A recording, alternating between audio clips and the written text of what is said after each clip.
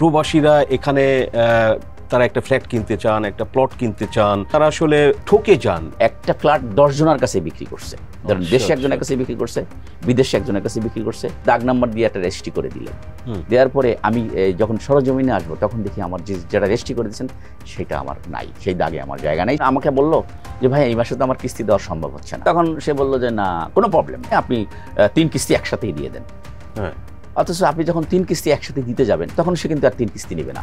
সে বলবে যে না ভাই আপনি কিস্তি কিন্তু ডিফল্টার করছেন, আপনার ফ্ল্যাটটি আমি ক্যান্সেল করে দিচ্ছি। মাই গড, এ তো কি ভয়াবহ প্রতারণা! ভয়াবহ প্রতারণা, তেজপাতা হয়ে যাবে পুরো টাকাটা। কেনার আগে কি কি দেখতে হবে তাদের? প্রথম দেখতে হবে আপনার প্ল্যানটা ঠিক আছে কিনা, রাজুকের অ্যাপ্রুভাল আছে। এই ধরনের প্রতারণা যে অনেক রকমের বললেন, এগুলো কি খুবই কমন? এইভাবে ছাড়া কেউ ব্যবসা করে না। অনেক লোক আছে ব্রিফ কেসে ব্যবসা করে, যেখানে প্রজেক্ট সেখানে অফিস। প্রভাবশালী কোম্পানিকে রিহ্যাব কিছু বলতে পারে না। রিহ্যাবের এখন যারা কর্ণধার আছে ম্যাক্সিমামই তাদের বিজনেস নাই, কিন্তু রিহ্যাবের যারা অ্যাডভাইজার কমিটিতে আছে তারা কোনোদিন প্রজেক্টই করেনি। ব্যাংক লোনটা কি আবার কাস্টমারের ঘাড়ে চলে আসে? কাস্টমারের কাছ থেকেও টাকা নিয়েছে, ব্যাংক থেকে নিয়েছে, সেও দাও। এই ব্যবসার যে ভিতরে যে দুর্নীতি, এই দুর্নীতি থেকে বের করা খুব কঠিন।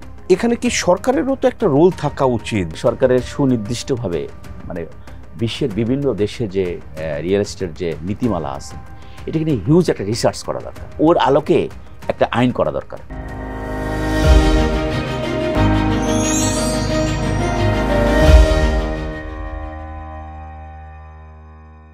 প্রিয় দর্শক, এমটিভি প্রেজেন্স টিভিএস ডায়াসপোরাতে আপনাদের সবাইকে স্বাগতম।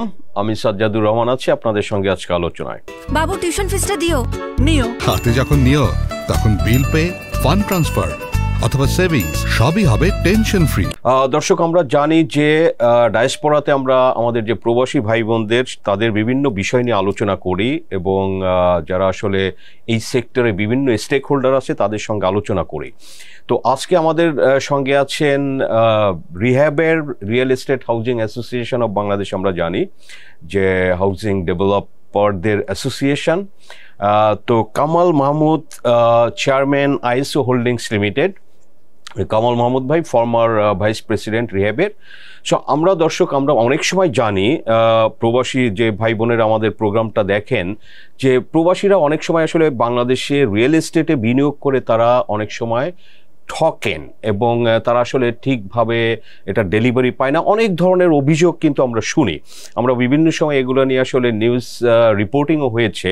তো আমরা আলোচনা করব এই বিষয়গুলো নিয়ে এবং আসলে ওভারঅল রিয়েল এস্টেট সেক্টরের আসলে কেমন অবস্থা, কি চলছে, তো সেগুলো নিয়ে আলোচনা করব কামাল মাহমুদের সঙ্গে এবং আপনাদের সঙ্গে শেয়ার করব। কামাল ভাই, স্বাগতম আপনাকে টিভিএস। আপনাকে স্বাগতম, থ্যাংক ইউ ভেরি মাচ যে আপনি আমাদের সাথে যুক্ত হতে পেরেছেন and we are really grateful to you. তো কামাল ভাই, আলোচনাটাই যে যদি শুরু করি, যে এই অভিযোগটা অনেক সময় আমরা শুনে থাকি যে প্রবাসীরা এখানে তারা একটা ফ্ল্যাট কিনতে চান, একটা প্লট কিনতে চান, অনেকে সেটা করেন। তো করে দেখা যায় যে তারা আসলে বিভিন্নভাবে এটা মানে ঠকে যান। এটা আসলে কেন হন এবং কি করলে তারা এটা এইভাবে প্রতারিত হবে না? আপনার আপনি রিহ্যাবে অভিযোগ ছেলে অনেকদিন ছিলেন, সো নিশ্চয়ই আপনি অনেক কিছুই এ ব্যাপারে অবগত। আপনাকে ধন্যবাদ প্রশ্ন করার জন্য। আপনারা জানেন আমাদের দেশের একটি সংগঠন আছে real estate housing association of Bangladesh, এটাকে রিহ্যাব বলা হয়। তো যখন দেশের বাইরে একটি মেলা করা হয় তখন প্রবাসীদের, ধরুন নিউ ইয়র্কে করা হয়, বিভিন্ন দেশে, তখন যারা রিহ্যাবের সদস্য তারাই ওখানে মানে অ্যাটেন্ড করেন, যোগ দেন। ফলে মানুষ স্বভাবত কারণেই মনে করে যারা রিহ্যাবের সদস্য এরাই এখানে ফ্ল্যাট বিক্রি করতে আসছে, প্লট বিক্রি করতে আসছে। ওই মেলার মধ্যেই যখন তাকে বুকিং দেওয়া হয়, দেওয়ার পর যখন দিয়ে আসার পরে যখন তাদের কাছ থেকে বুকিংয়ের টাকা নেওয়া হয়, এবং আপনি খুব দুঃখজনক ব্যাপার এটা যে আমাদের দেশে অনেক আমেরিকান প্রবাসী বলেন, লন্ডন প্রবাসী বলেন, তারপরে ইউরোপের বিভিন্ন দেশে, মিডল ইস্টে, এরা যখন মেলাটা হয় তখন তারা বিভিন্ন দেশ থেকে যেখানে মেলা হয় ওখানেই চলে আসেন। তো আসার পরে যখন বুকিং দেওয়ার পরে তারা কিন্তু তাদের কমিটমেন্ট রক্ষা করেন। কিন্তু যারা এই রিহ্যাবের সদস্য তারা কিন্তু কমিটমেন্ট রক্ষা করতে পারেন না। কেন পারেন না? তারা যখন টাকা নেন তখন বলেন যে এইটা হলো আমার প্রজেক্ট, আপনি এখান থেকে এই প্লটটা পাবেন, এটা বুকিং দেন, এইটা টাকা দিবেন, আপনি মান্থলি আমাকে একটা অ্যামাউন্ট দিবেন, আমি 10 বছর ধরে আপনাকে টাকাটা দিয়ে দিলাম। দেওয়ার পরে আপনি আপনার কষ্টার্জিত আয় যখন আপনি তাকে দিচ্ছেন, সে কিন্তু আপনাকে আর প্লটটি বুঝিয়ে দিচ্ছে না। তো বুঝিয়ে যদি না দেওয়া হয়, এই জন্য দায়ী কে? দায়ী হলো ওই সংশ্লিষ্ট কোম্পানি, এবং যে কোম্পানিগুলো ওই মেলায় গিয়েছিল সেই তাদেরও দায়বদ্ধতা থাকে। ধরেন আপনি তারা এইভাবে প্রতারণা করতে করতে এত প্রভাবশালী কোম্পানি যে এই কোম্পানি হওয়ার পরও তারা এত অর্থশালী, বিত্তশালী, এবং তারা নানাভাবে বিভিন্ন ব্যবসায় জড়িত। এখন খণ্ড খণ্ড খণ্ড খণ্ডভাবে কারো কাছ থেকে 1 কোটি, কারো কাছ থেকে 5 কোটি, এইভাবে শত শত কোটি টাকা নিয়ে আসছে এবং একটি ফ্ল্যাট বুকিং দিছে। ধরেন একটা ফ্ল্যাট 10 জনের কাছে বিক্রি করছে।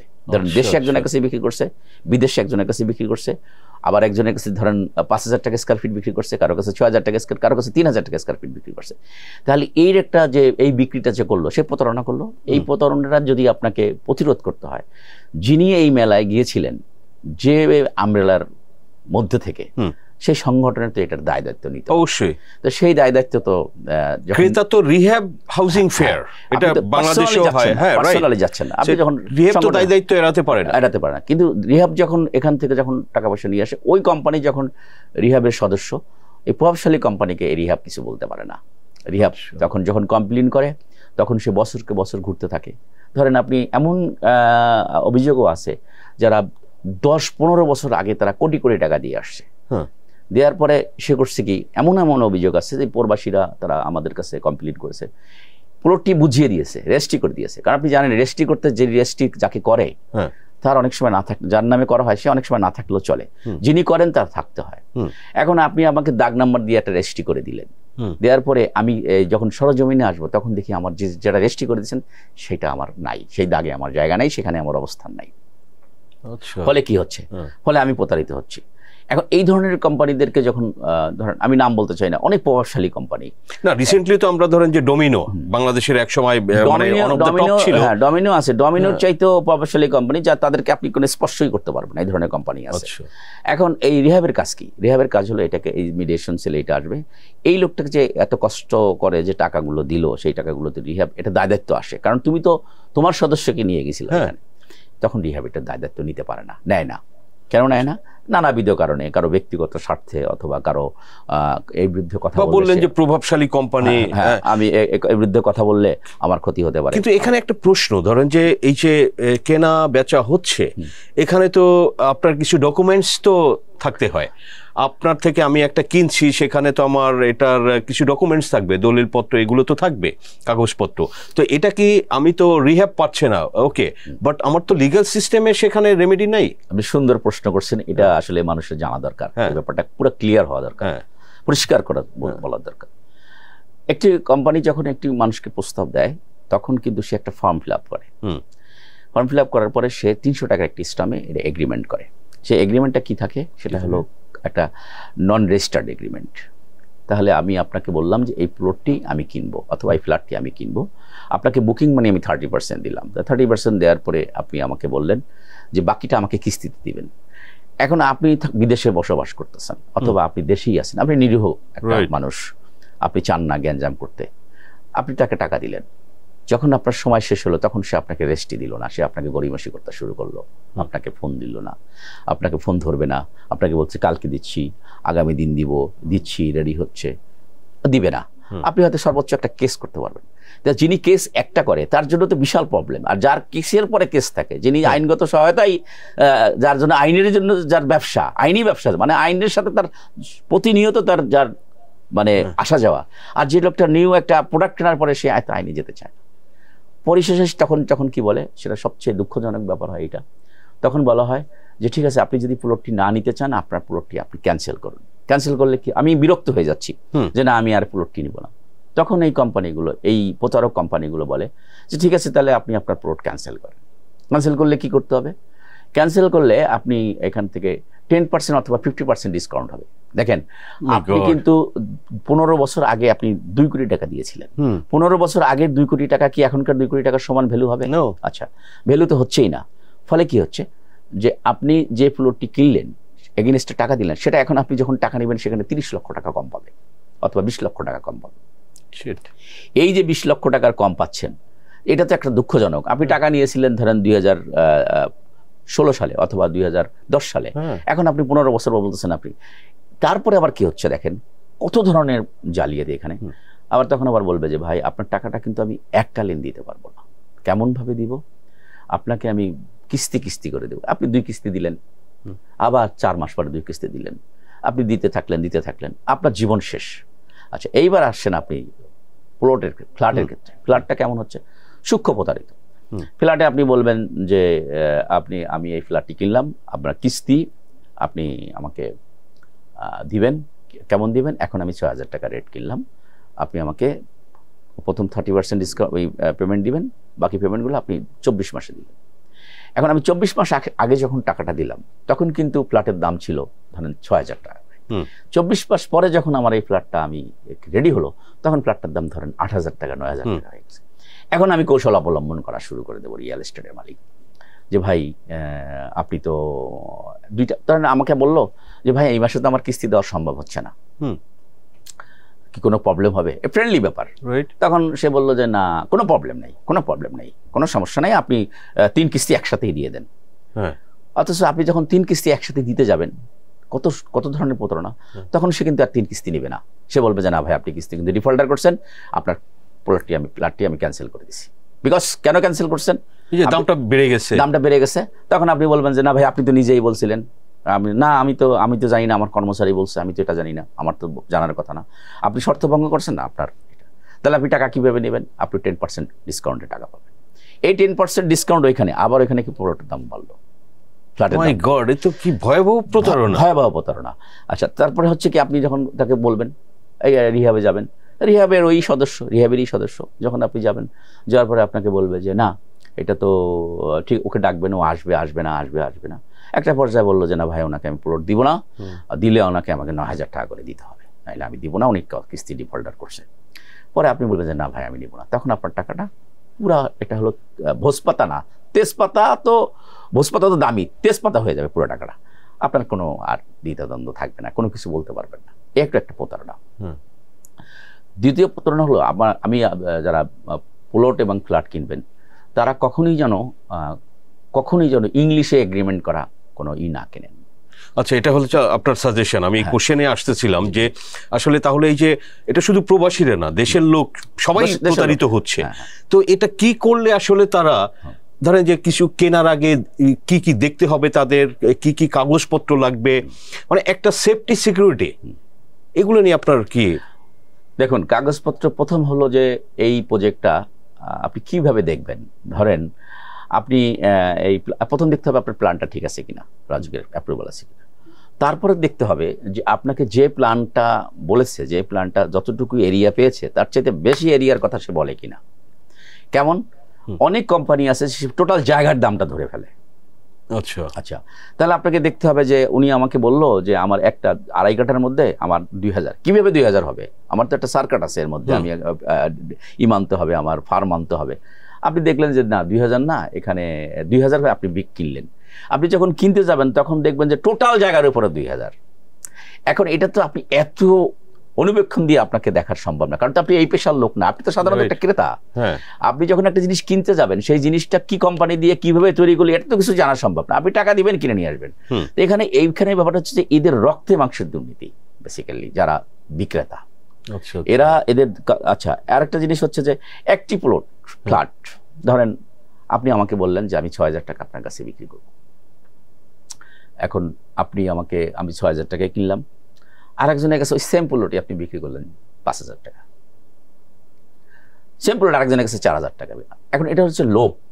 আপনাকে তো বুঝতে হবে যে এই ফ্ল্যাটটি যে আমি কিনলাম, এই প্লটটি যে আমি কিনলাম, আদৌ কি এই প্লটটির দাম এতটুকু এই 4,000 টাকা আছে কিনা, অথবা 6,000 টাকা আছে কিনা, অথবা টাকা কিন্তু 3 জনের কাছ থেকে নিয়ে নিল।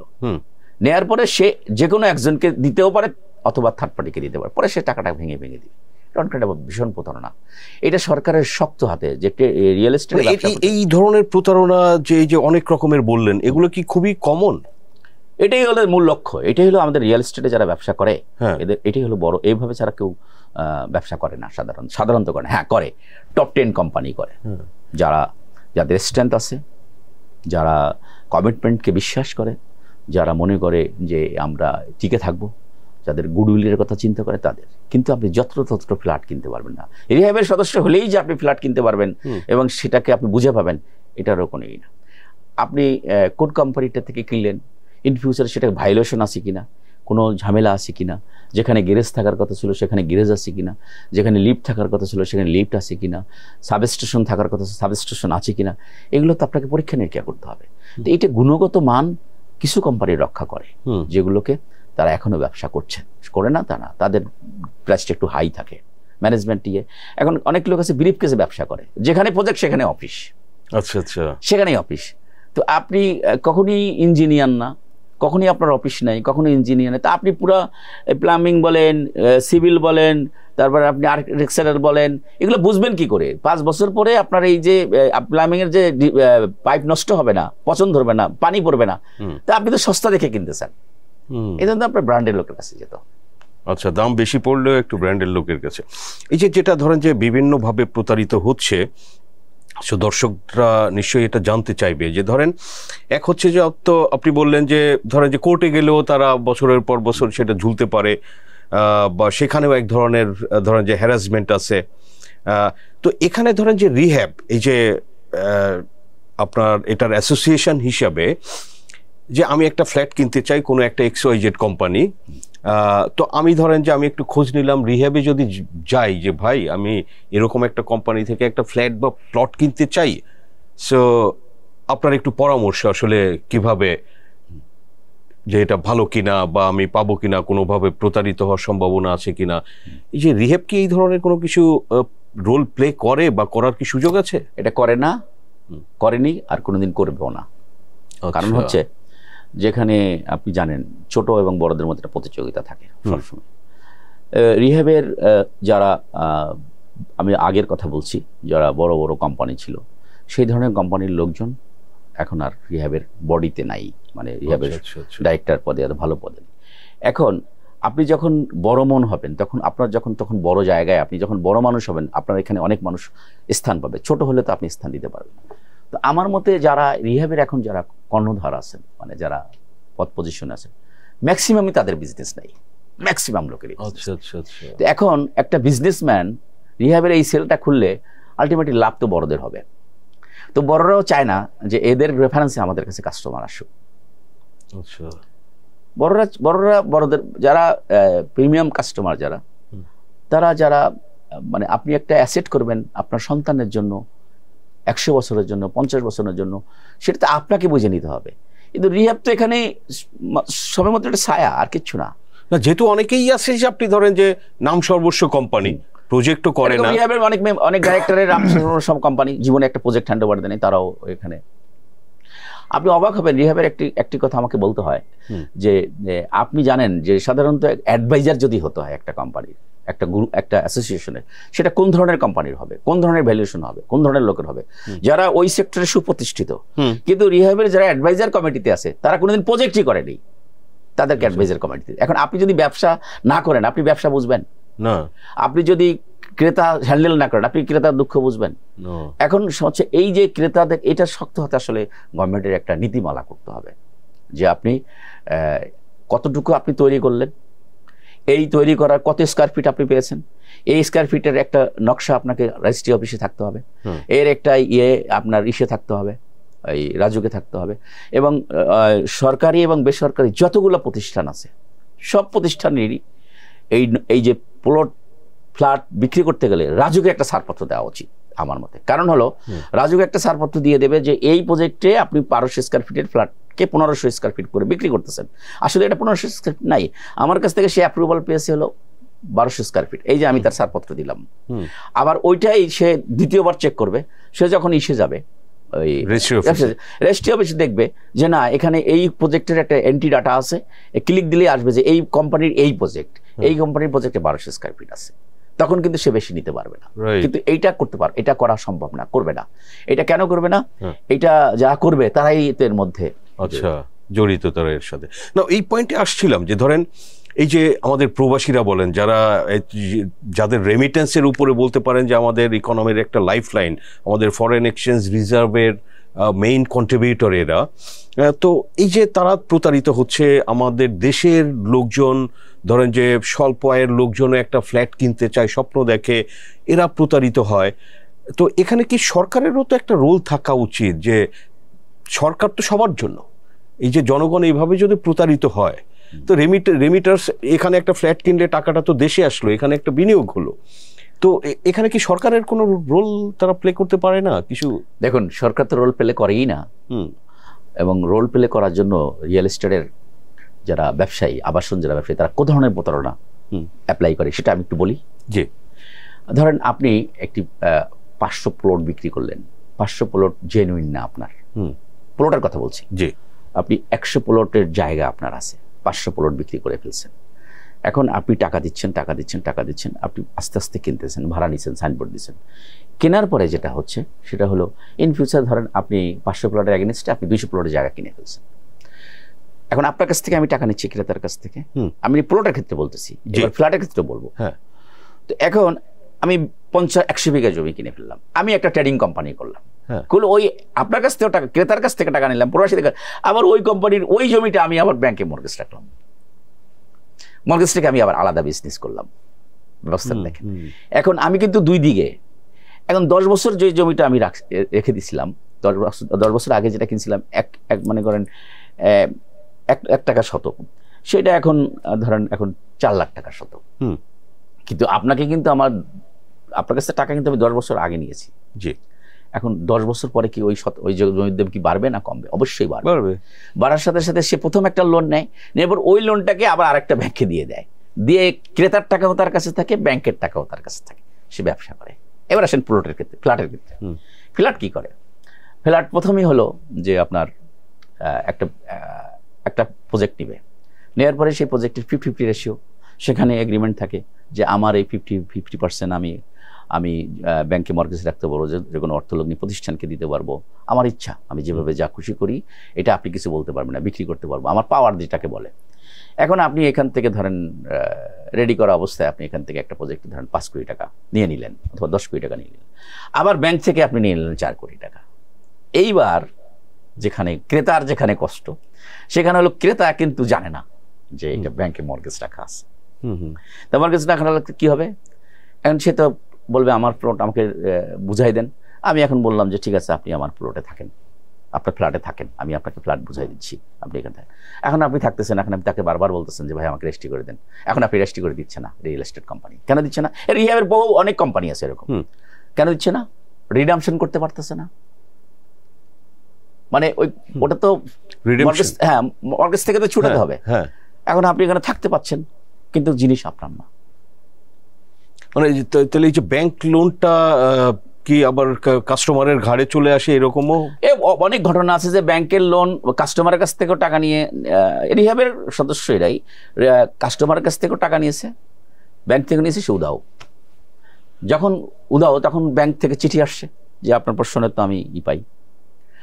এখন ব্যাংক তো সেটাকে মর্গেজ, এখন হাফ ডান অবস্থা যদি থাকে তাহলে ডেভেলপারের কি, যে ক্রেতাদের কি হবে, যারা ফ্ল্যাট ক্রেতা এবং যারা ল্যান্ড ওনার তাদের কি হবে? উভয় সংকটে পড়ে যাবে। ভয়াবহ রকমের প্রতারণা চলছে আপনার এই সেক্টরে। মাই গড, অনেক কিছু আমরা আপনার মাধ্যমে দর্শকরা অনেক কিছু জানতে পারলো। কামাল ভাই, যদি একটু আলোচনা আমরা শেষের দিকে, ওভারঅল একটু রিয়েল এস্টেট সেক্টর আমরা যেটা শুনছি যে এই সেক্টরে বর্তমানে ব্যবসা বাণিজ্য অ্যাক্টিভিটিস খারাপ যাচ্ছে, আসলে কি অবস্থা আপনার অবজারভেশন? আসলে যে কোনো ব্যবসার যখন আমরা করব, ওই ব্যবসাটার একটা গতি থাকতে হবে। আমাদের নিজস্ব যারা ব্যবসা করে তাদের একটা নেচার থাকতে হবে যে আমি কি স্টাইলে ব্যবসা করব। আপনি যখন জানবেন এই সেক্টরটা দুর্নীতিবাজ, এই সেক্টরে ফ্ল্যাট কিনলে পাওয়া যায় না, ফ্ল্যাট কিনলে পাওয়া যায় না, তখন কিন্তু মানুষ আপনাকে আর টাকা দিবে না, দিতে চাইবে না। তো প্রেক্ষাপটে এখন কি হয়েছে, এখন বড় বড় যে কোম্পানিগুলো আছে যাদের স্ট্রেংথ ভালো, তারা কিন্তু পুরো টাকা দিয়ে তারা প্রজেক্টগুলো রেডি করে পরে বিক্রি করে। তখন রেডি কাস্টমাররা যারা উচ্চ মধ্যবিত্ত যাদের কথা বলছে, ধরেন 10,000-এর উপর যে কাস্টমার, তখন তারা কি বলতেছে, তারা একসাথে টাকা দিয়ে ব্যাংক থেকে লোন দিয়ে হোক, তারা এক হাতে চাবি এক হাতে ফ্ল্যাট বুঝে নিচ্ছে। কিন্তু যারা নিম্ন মধ্যবিত্ত তাদের সব জায়গায় কষ্ট। যেমন তারা 6,000 টাকা একটা বুকিং দিয়েছিল, 6,000 টাকা বুকিং দেওয়ার ফলে এখন এই 6,000 টাকার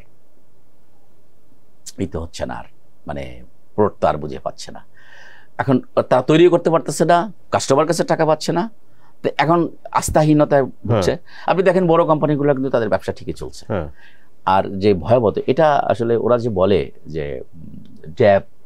ড্যাবের যে কারণ আছে, ড্যাবের ব্যাপারটাও সত্য যে প্ল্যান পাস হচ্ছে না, কিন্তু ডিটেইলড এরিয়া প্ল্যান যেটা, কিন্তু প্রশ্ন হচ্ছে ড্যাব পূরণ আগের ইসে গেলেও এই ব্যবসার যে ভিতরে যে দুর্নীতি, এই দুর্নীতি থেকে বের করা খুব কঠিন, এটা উঠবে না। কারণ হলো যে আপনি ড্যাব আপনাকে সুযোগ দিবে, তারপরেও কি আপনি বলতে পারেন ড্যাবের সুযোগ সহ বাংলাদেশে যতগুলো কোম্পানি আছে, অল্প কিছু কোম্পানি ছাড়া যত বিল্ডিং ঢাকার সিটিতে আছে, ড্যাবে অনেক সুযোগ সুবিধা দেওয়ার পরেও কি সব বিল্ডিংগুলো কি ড্যাবের নিয়ম মেনে করছিল, রাজুকের নিয়ম মেনে? প্রত্যেকটা বিল্ডিংয়ে তো ডেভিয়েশন করা আছে। তো আপনি ড্যাবও চাইবেন, ডেভিয়েশনও চাবেন, এটা তো হবে না। তাহলে আসলে কি করা? ধরেন যে এই রিয়েল এস্টেটের সঙ্গে কিন্তু অ্যালাইড অনেক ইন্ডাস্ট্রি জড়িত আছে, সে সবারই ব্যবসা কিন্তু একটু স্লো যাচ্ছে, কনস্ট্রাকশন স্লো। গতিশীল নেতৃত্বের দরকার, সরকারের সাথে বার্গেনিং করতে হবে মানে খুব গভীরভাবে, এবং সরকারের সুনির্দিষ্টভাবে মানে বিশ্বের বিভিন্ন দেশে যে রিয়েল এস্টেট যে নীতিমালা আছে, এটাকে নিয়ে হিউজ একটা রিসার্চ করা দরকার। অনেক ইউরোপ আমেরিকা যে আছে, ওই রিসার্চ করে ওর আলোকে একটা আইন করা দরকার গভর্নমেন্টের। ওই আইনটা যদি করতে পারে আমার মনে হয় তাহলে এই যারা বিক্রেতা এবং ক্রেতা এদের ভিতরে যদি সমন্বয় আনতে পারে, যে আপনি ইচ্ছা করলেই প্রতারণা করতে পারবেন না, ইচ্ছা করলেই আপনি কিনলে ঠকবেন না, তাহলে এটাকে প্রতারণা করুক, কিন্তু সেটার পানিশমেন্ট তো হতে হবে না। পানিশমেন্ট নাই তো। আমেরিকাতে ধরেন যে এই যে শুটিং, একদম ডে লাইটে শুটিং হচ্ছে স্কুলে, মার্কেটে, বাট এই শুটাররা কিন্তু পানিশড হচ্ছে। অনেকে ইনস্ট্যান্টলি পুলিশও কিল মানে কাউন্টার গুলি করে মেরে ফেলতেছে। সো এখন কেউ যদি বলে যে আমেরিকাতে তো ভাই সেফটি সিকিউরিটি নাই, নট দ্যাট। এখন অনেক সময় তো দেখা যায় যে একটা বাংলাদেশের মতো দেশে ক্রাইম করে পার পেয়ে যায়। না, আমাদের দেশের সমস্যা হচ্ছে কি, যে যারা সর্ষের ভিতরে ভূত, যেমন আপনি ধরেন একটা রিহাবের সংগঠনে আছেন ভাই, আমরা একদম শেষের দিকে একটু সংক্ষেপে বলবেন। আপনি যদি এখন একটা প্রজেক্ট করেন, সেখানে ভীষণ ডেভিয়েশন আছে, অন্যায় আছে, সেখানে আপনি সেটাকে চিন্তা করলেন যে এটা রিহাবের অমুক ভাইস প্রেসিডেন্ট অথবা অমুক সভাপতি, ওই ডাইরেক্টর, এটা ভাঙা যাবে না। এটা হলো বড় ব্যাপার। সো আইনের যথাযথ আসলে প্রয়োগও নেই আমাদের দেশে, সেটা আমরা জানি। সো কামাল মাহমুদ ভাই, আপনাকে অসংখ্য ধন্যবাদ টিভিএসএ সময় দেওয়ার জন্য। কারেন্ট বিলটা দিও। নিও। হাতে যখন নিও তখন বিল পে, ফান্ড ট্রান্সফার অথবা সেভিংস সবই হবে টেনশন ফ্রি। দর্শক, আমরা আলোচনা করলাম এই যে রিয়েল এস্টেটে আসলে আমরা অনেক ইন্টারেস্টিং তথ্য পেয়েছি যে কিভাবে আসলে বিভিন্নভাবে প্রতারণা হয়। সো আমরা দর্শকদের বলবো যে আপনারা এখানে বিনিয়োগ করবেন আপনাদের সঞ্চয়ের টাকা, এবং এটা আসলে অনেক টাকাই লাগে মানুষের সারা জীবনের সঞ্চয়। সো এটা যাতে আসলে আপনারা প্রতারণার শিকার না হন, সো কেনার সময় আসলে আপনারা সব কিছু বিস্তারিত দেখে শুনে কেনার চেষ্টা করবেন। সেই বিষয়গুলোই আমরা আসলে আলোচনা করলাম এবং আপনাদের সঙ্গে শেয়ার করলাম। আমাদের আলোচনা ভালো লাগলে লাইক করবেন, শেয়ার করবেন। দর্শক, আপনাদের সবাইকে ধন্যবাদ।